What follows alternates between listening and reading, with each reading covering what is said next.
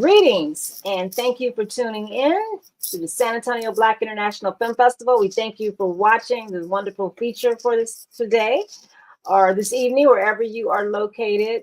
We are so excited to begin our post Real Talk discussion. I'm going to first bring to the stage DW Goodloe, which is on our team, our co-programmer, and we have all the way from Australia, y'all. We have the filmmaker Ashley Morrison. Welcome, welcome, welcome. How are you this evening? I'm very good. Thank you very much for having me. I want to say this morning is morning in Australia and it's evening evening here. So we thank you from the land of down under. Yes, that's right, exactly. For joining us. So let me just say this. I was intrigued when this film was San Antonio Black International Film Festival, SABIFF 2024's winning documentary feature.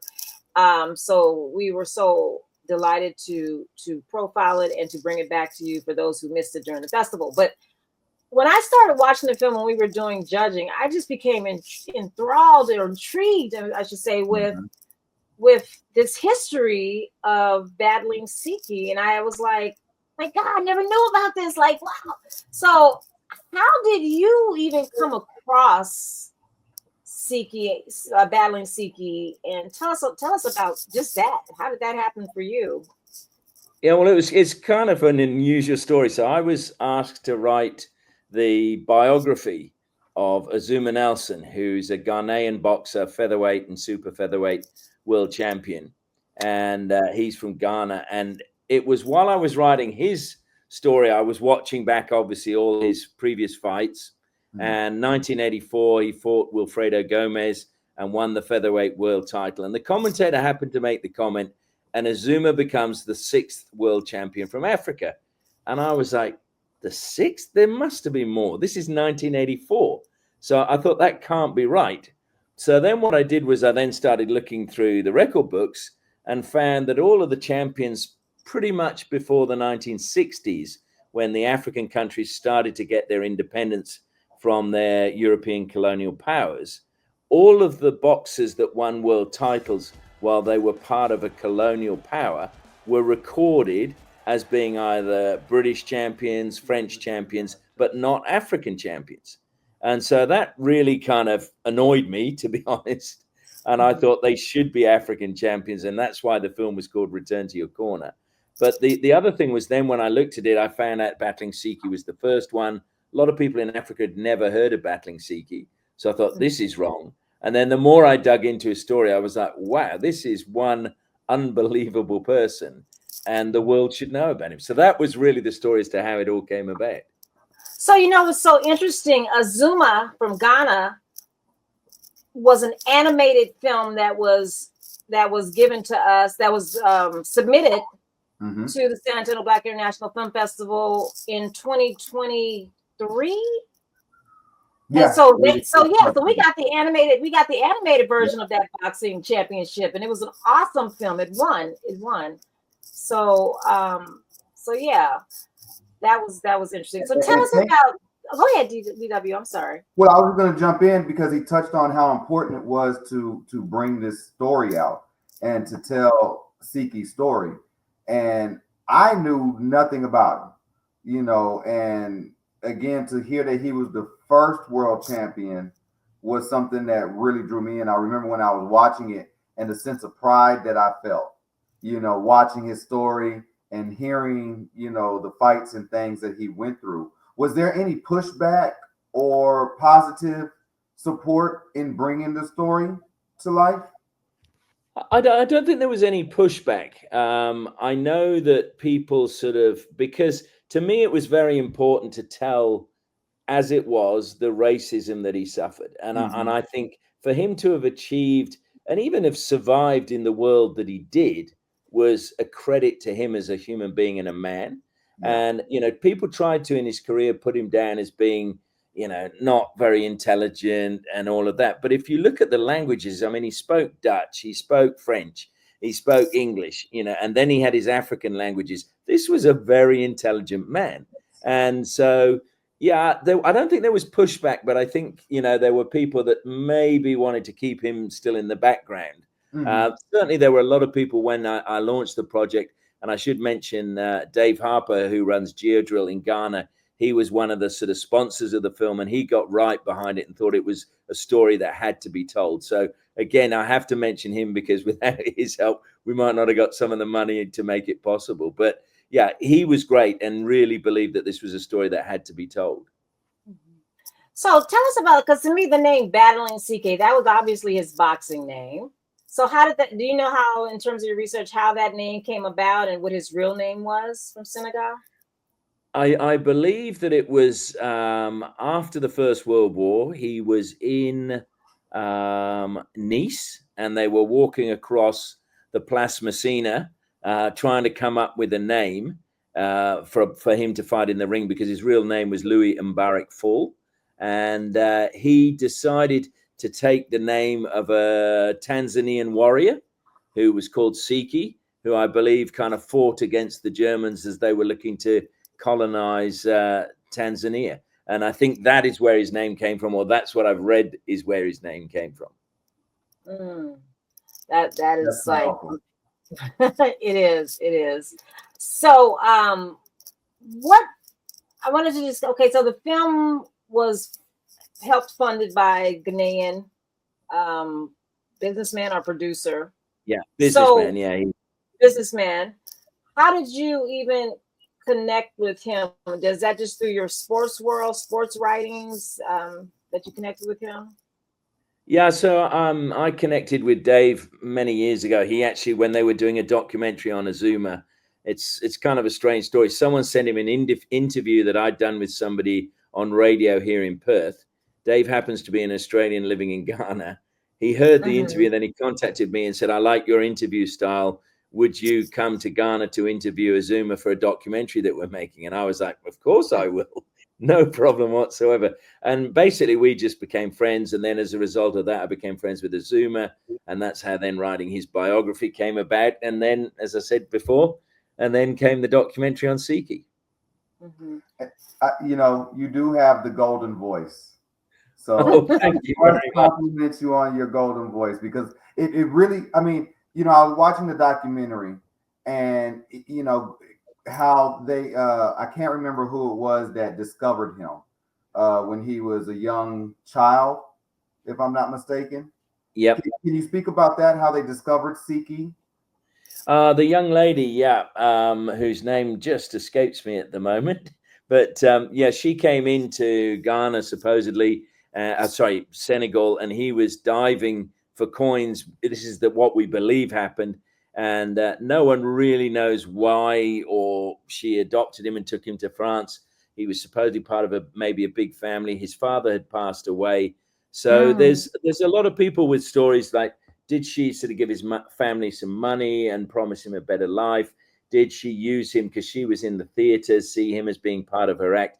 There's several stories about that. And the truth is, nobody really knows the real answer behind it. But certainly she took him to France and then had paperwork issues and had to abandon him in Marseille. So, he was probably about 11 or 12 years old and had to survive on his wits in Marseille, which was it's a pretty tough town now. So one can only imagine what it would have been like, in the early teens. Yeah, I mean, that was something that was going through my head as I was watching it. It's like, how did he survive being away from family, being away from community? That was just something that I was just like, wow. And then getting into the boxing world, getting that whole process for him growing up as a child. What was your research process? Because you had to really, this was during World War I. So we're talking 1914, 1918. What was your research process to undig this history of, I don't know if it was documented or undocumented in France? How did you go about that? Well, there was Peter Benson's biography was probably the first one I went to because it was in English. Jean-Marie Breton wrote one in French. And then it was a case of just trying to trawl back through earlier documentation, newspapers, boxing magazines, whatever I could find. I would be digging around trying to find anything on battling Siki. Now, I know that Peter did the same when he was writing the book, and you got a lot of conflicting stories. Some of it, as I think Peter says in the film, it's all about building Siki up as this sort of persona that will make people buy tickets to come and watch him fight. There were some of the stories you found, you just went, nah, I can't find anything about that whatsoever to back it up. There was also his bravery in the First World War, where, you know, he won the Croix de Guerre and the Médaille Militaire. And when I was in Paris, I went to try and find what he received those for, which particular battles. But they were saying that in France, it wasn't quite like the British, where there was a citation and they told you which battle it was, etc. The French, there would be an act of bravery, and sometimes they would actually award the medals on the battlefield there. So their record keeping wasn't very good. So we don't know exactly, you know, what engagements he received those awards for.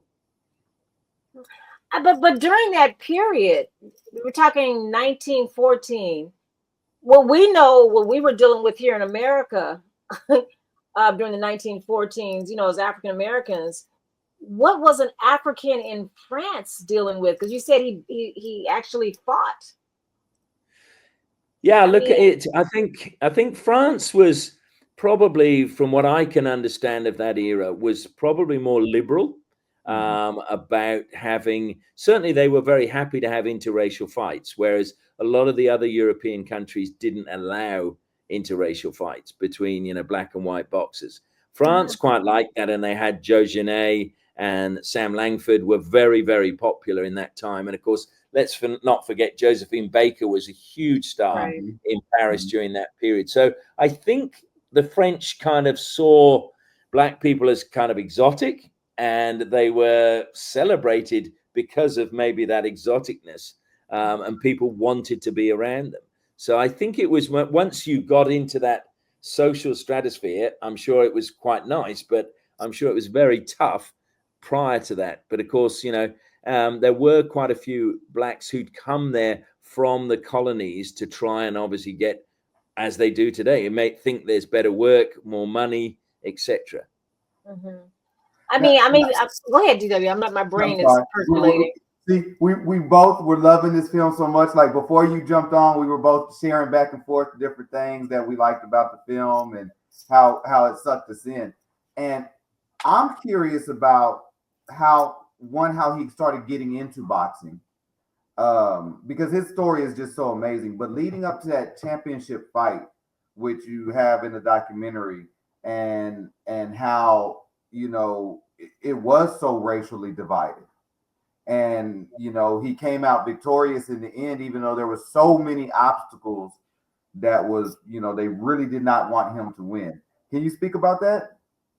Yeah, sure. I think, again, so how he got into boxing, what we believe happened was he got a job sort of cleaning in a boxing gym, and then they needed a sparring partner. So he was quite a fit young man. So it was kind of like, get in the ring, we're going to pummel you and you're going to take it all. Yeah. But obviously he showed a little bit of talent. And then, you know, I think he sort of had his first couple of bouts, which were near Marseille or around Marseille. And that was just before the war. And then he decided, obviously, after the war, that he was going to pursue this seriously.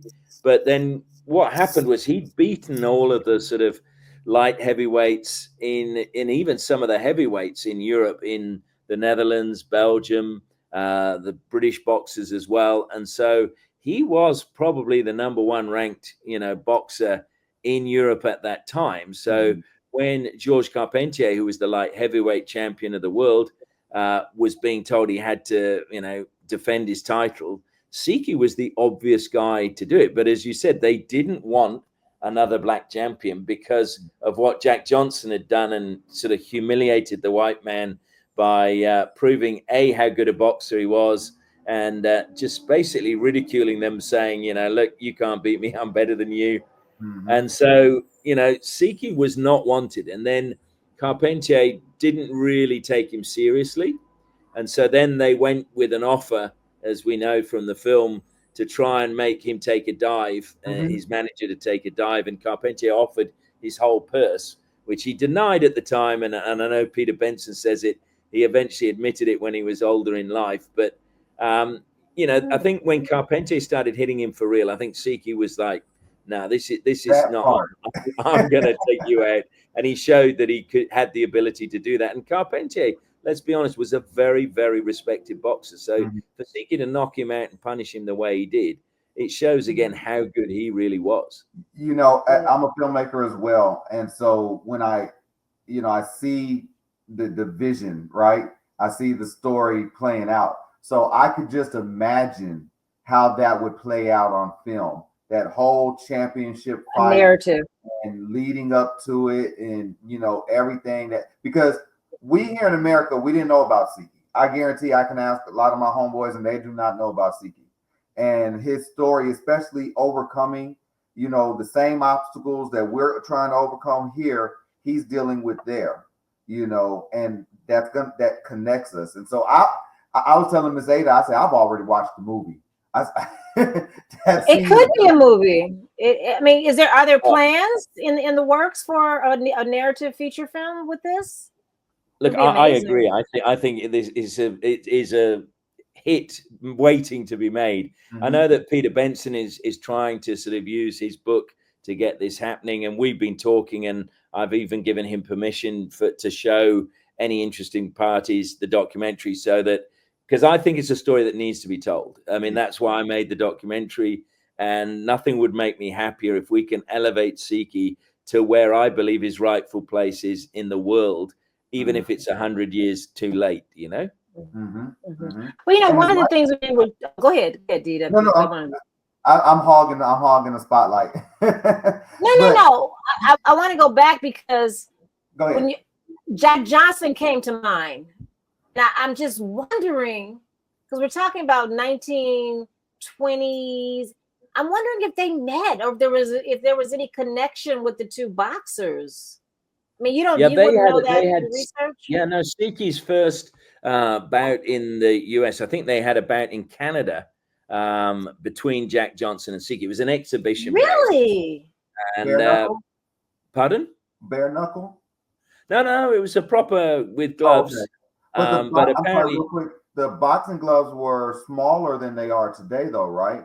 Yeah, much smaller. Yeah, right. And they just had horsehair in them. Yeah. Yeah. So, but yeah, and apparently, sort of Johnson was ridiculing Siki because it was pretty much as soon as he'd arrived in America or Canada as well, and it was, everybody sort of says they believe that Johnson really didn't want him to succeed because he wanted to be the main man still. And so the last thing he wanted was another guy coming up and stealing some of his thunder. But that's speculation. We don't know that for a fact, but I think there's probably an element of truth in that. No, that's really interesting because I'm thinking about historically, I'm thinking everything that was going on. If he came to America in the 1920s, that was during the peak of the Harlem Renaissance. You had Paul Robeson. I'm thinking about all the historical stuff, and I'm like just trying to because he was with the elite class because he was a boxer, so he had money, obviously. I mean, for that time.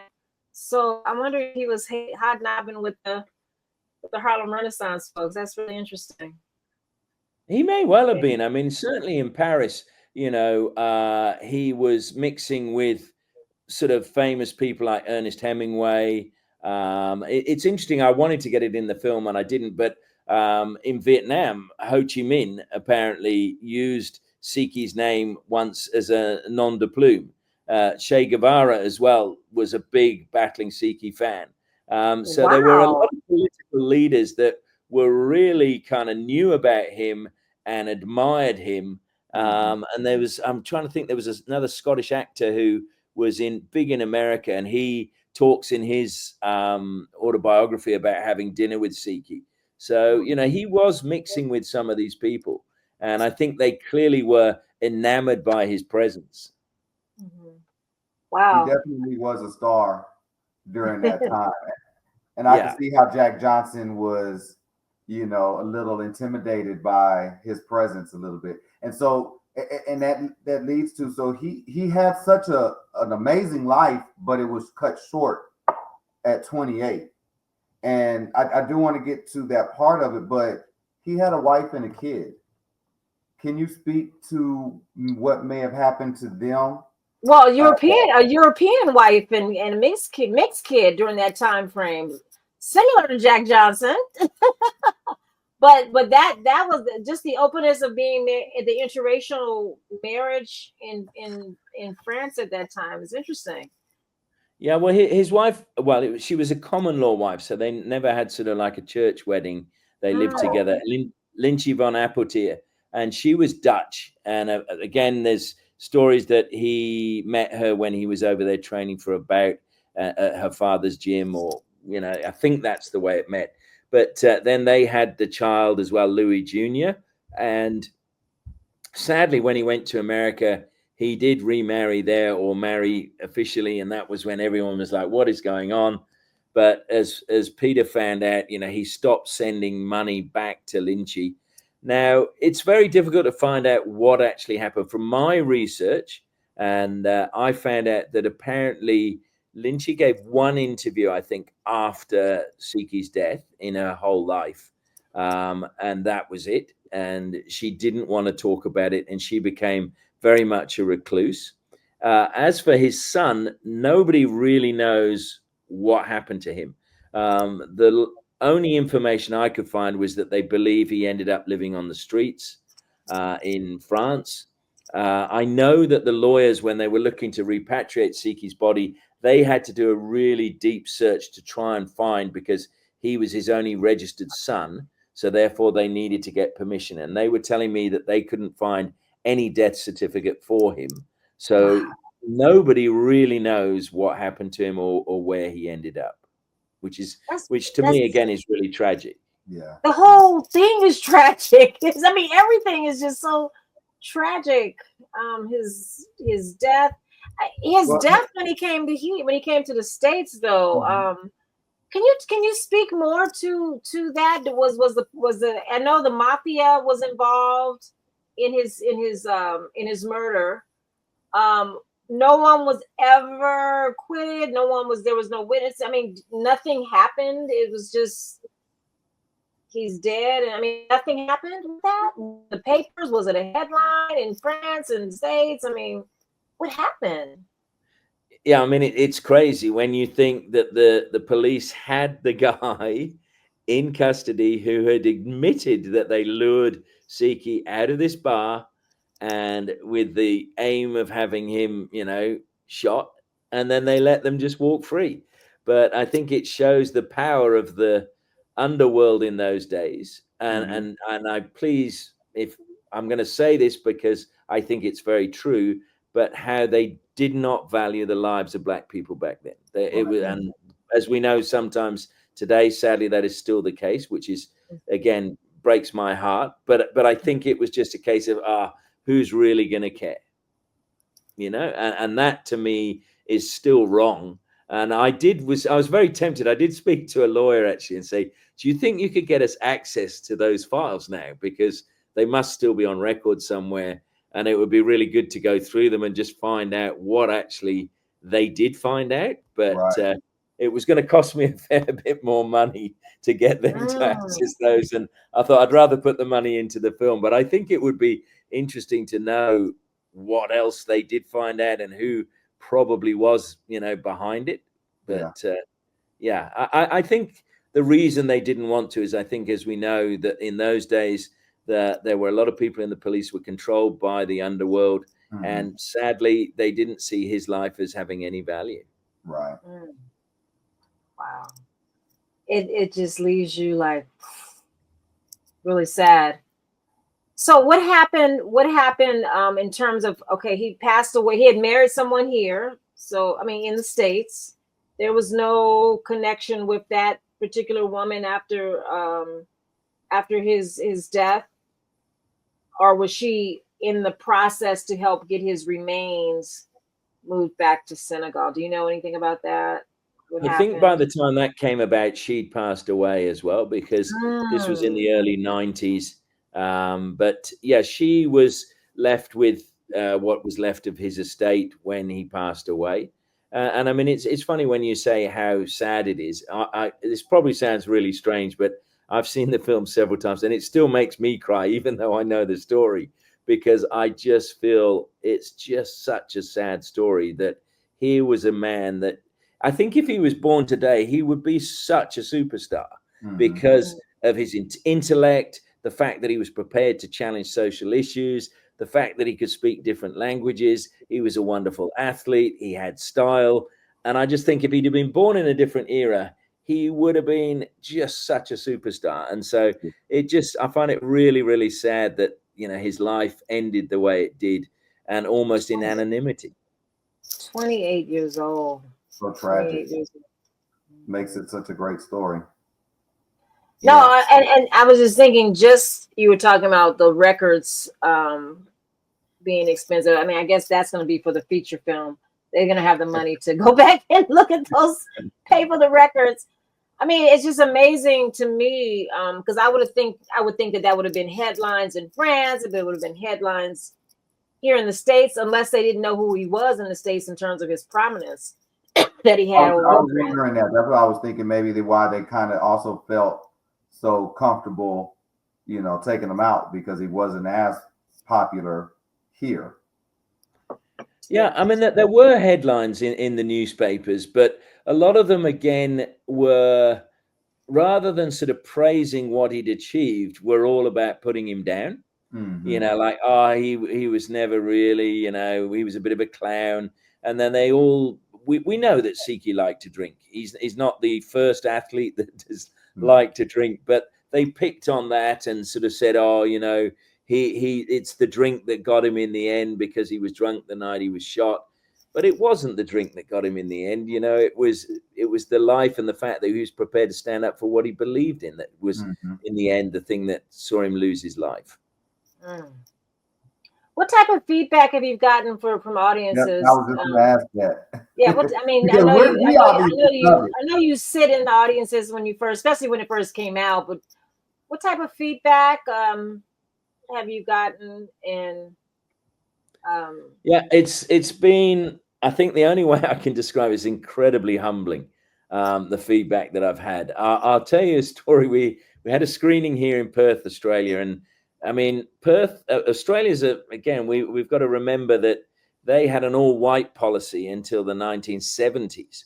So black people were not allowed to migrate to Australia until the mid-70s. So I've always felt that there is a little bit of an undercurrent of racism still in this country. And when we had the screening here, the film finished and there was silence, like nobody did anything. And I was sitting with my wife and I was like, oh my gosh, what have we done here? And then so it wasn't a mixed audience. So it wasn't a mixed audience. It was actually. Now that we did have a mixed audience, but it was. Oh. And then people, when they came up after, said they just found it was such an emotional ride when it finished, they were just like, "Oh my God," Yeah. And it took a little bit of time for it to sink in. So, but it was like there was this moment when I was like, "Oh my gosh, what have I done?" But I mean, again, there was a compliment somebody played me, and I hope people won't take this as being sort of arrogant, but it meant so much to me, and it's something that I will treasure. Is a gentleman came up to me and he said, "Do you know what makes this film so powerful?" And I said, "No." He goes, he said, "Because it's a white fella who's made this film saying everything we black people want to say." And that, it made me cry at the time. I'm emotional now actually relaying that story to you, because that was really important to me. And that's why I didn't want to hold back on the racism, because it needs to be discussed. Well, we're here in Texas, and history is being politicized. Our history is being politicized.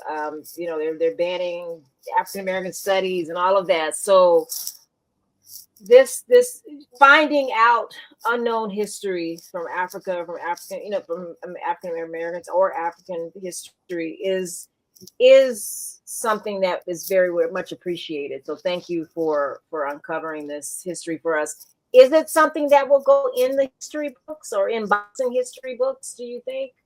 Now that you made this? Yeah, look, I really hope so. I know that the WBC, who also sort of got behind the film, they were the ones who paid for his remains to be returned to Senegal. They're pushing very hard for Siki to be accepted into the World Boxing Hall of Fame. We haven't got there yet. We're still all pushing very hard for that to happen.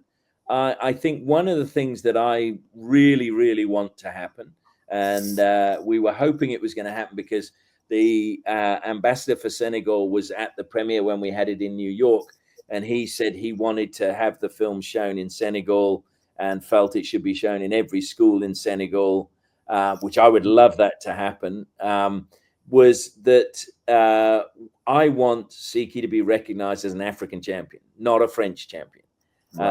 Yes, I know Senegal was a French colony at the time, but I think it's important, as you were saying there, for African history to realize that this man went from Africa to Europe and then to the States, and he conquered the world. And I think it would just give Africans hope that if someone could do that in the 1920s, then they can do it now in the 2020s. But I just think he belongs to Africa, and we should give him back to them. Yeah. Thank you for that. I totally agree. So it still has not been shown in Senegal. That's got to happen. Like, I'm trying hard. But there's something that we can do on our end in the States to write. Is there anybody to write with the WBA or support letter or anything? Oh, look, I'm not sure. We'll maybe talk about that after this interview. Let us know. I mean, I know there's a few mining companies have said that if they go, they're happy to support it because they've seen the film and thought it was fantastic. So I think it's just a case of trying to get the government officials to make a decision, and then we can maybe do something. So what's next for Ashley Morrison? What's coming up on the horizon for you? I know that, I mean, this film, I'm sure, has a lot of your time, has a lot of your focus, but I've seen that you have 5 books that you've put out. You have other documentaries, so what's next for you? Well, I am working on another documentary. We've just gone into the editing phase. And again, it is about somebody who I think was, I tend to stick with sport because as a sports commentator, it's a field that I know. But this is about Vera Czeslavska, who basically in 1968, everyone remembers obviously the Tommy Smith, John Carlos salute on the podium there, again for black rights in America. But Vera Czeslavska, she was a Czech gymnast, and the Russians had invaded Czechoslovakia months before the Olympic Games. Now, Czechoslovakia had beaten Russia in the World Championships for the first time just the year before. 2 years before in 66. And she had also won the all-round gold medal and was looking to win it back-to-back, which the only person that had done it before was a Russian.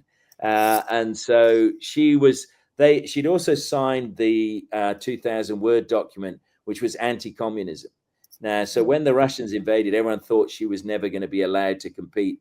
So she had to go off in the hills and hide and train on her own.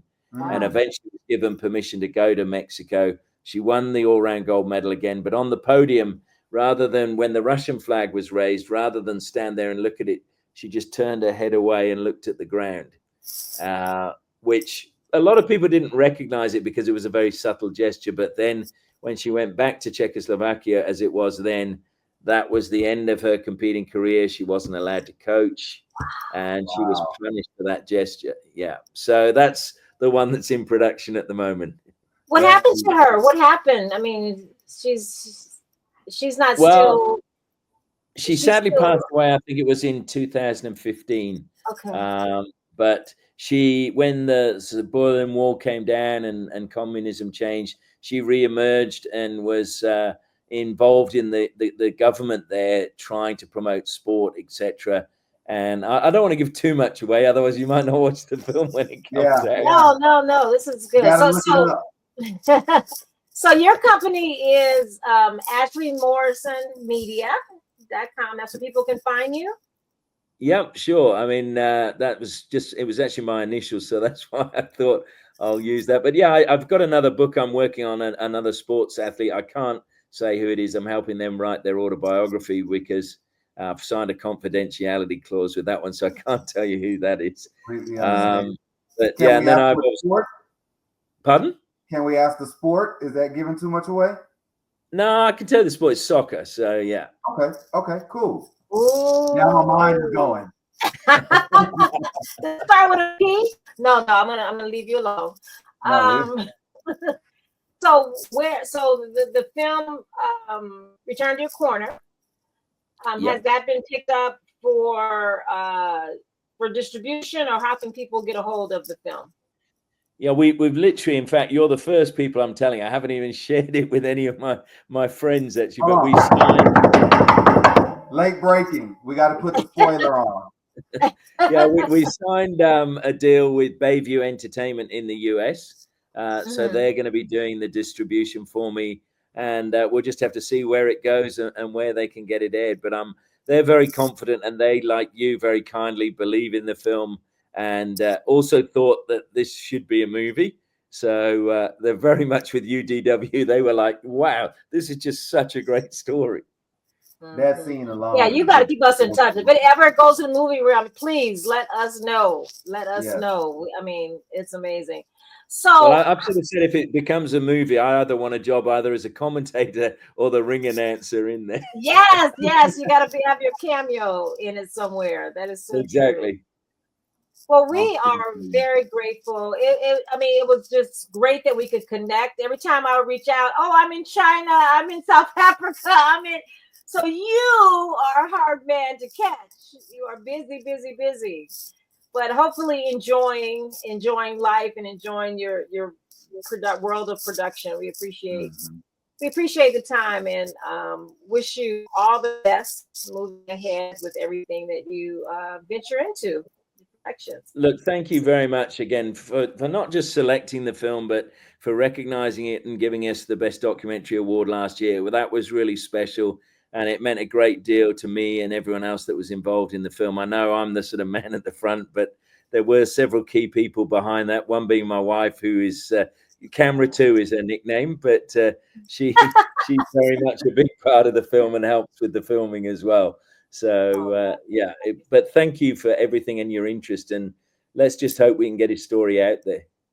Yes. All right. Thank you. Have a good rest of your week, and travel mercies to your next venture. Thank you.